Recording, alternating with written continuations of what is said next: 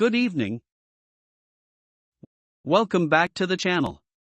It is Wednesday, May 20th, 2026, and the healthcare world is moving faster than ever.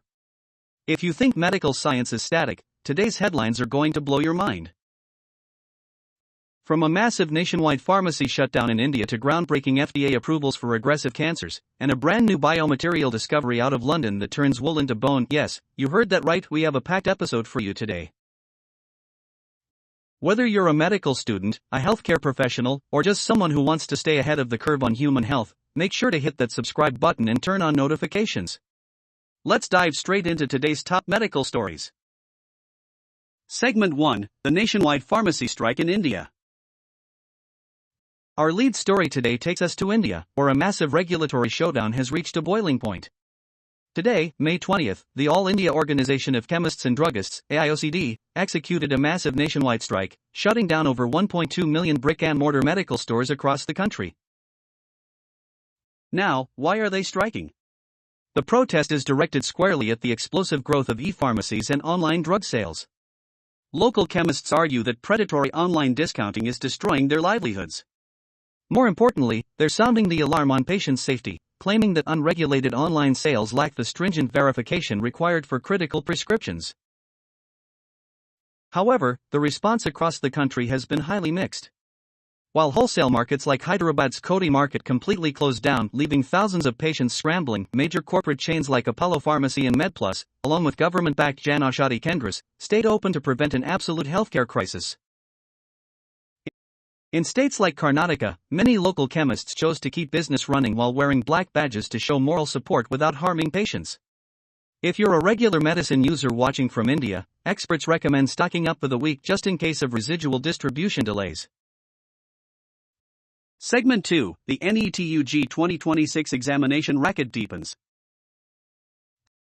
Sticking with major medical ecosystem updates, the ongoing scandal surrounding the NETUG 2026 medical entrance examination has completely escalated today. For context, this massive exam taken by over 2.7 million students was recently cancelled due to widespread paper leak allegations. Today, the Central Bureau of Investigation (CBI) expanded its net. Investigators have officially put hundreds of parents under the scanner for allegedly striking back-end deals ranging from 10 to 25 lakh rupees to secure leaked question papers for their children.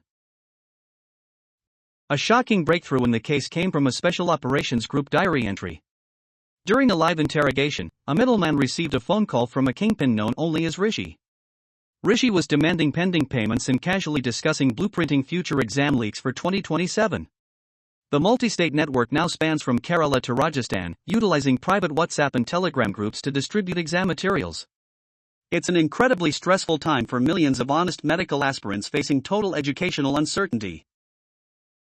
Segment 3: FDA approvals, precision oncology wins big. Let's pivot to clinical breakthroughs. The U.S. Food and Drug Administration, FDA, has been on an absolute tear this week, rolling out major novel drug approvals that will radically reshape oncology. First, Daiichi Sankyo's powerhouse drug Enhertu picked up 2 separate approvals for HER2-positive early-stage breast cancer. It can now be used before surgery, neoadjuvant, and after surgery, adjuvant, for patients with high residual disease risk. Next, Genentech's Tecentriq and its subcutaneous version, Tecentriq Hybreza, hit a historic milestone.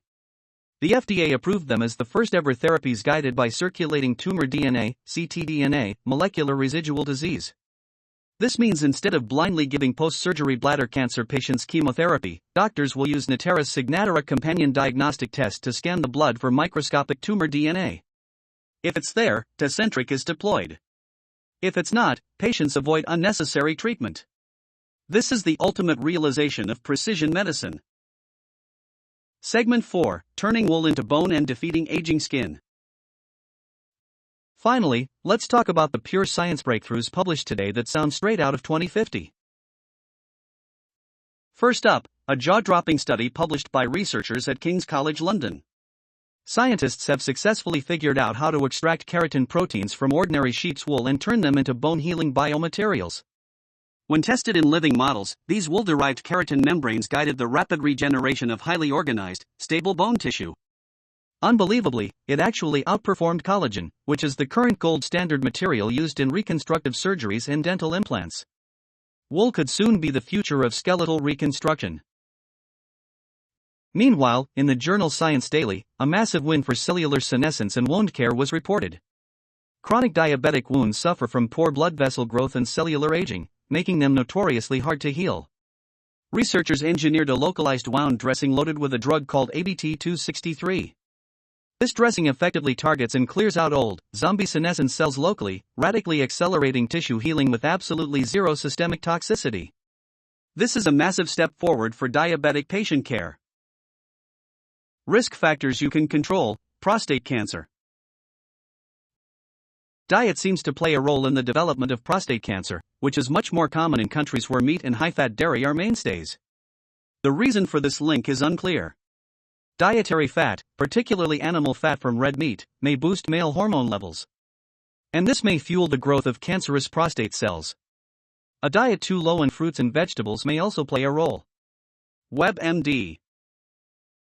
SGLT2 inhibitors. Commonly prescribed SGLT2 inhibitors empagliflozin and dapagliflozin demonstrated comparable effectiveness in preventing major cardiovascular and renal events in patients with type 2 diabetes, T2D, without prior cardiovascular or renal disease. Medscape. Magnesium, the calming mineral. Feeling stressed or anxious? Magnesium might help. This mineral plays a role in regulating neurotransmitters, which send messages throughout your brain and body. Low magnesium levels have been linked to an increased risk of depression. You can boost your magnesium intake through foods like nuts, seeds, and whole grains, or consider a supplement. WebMD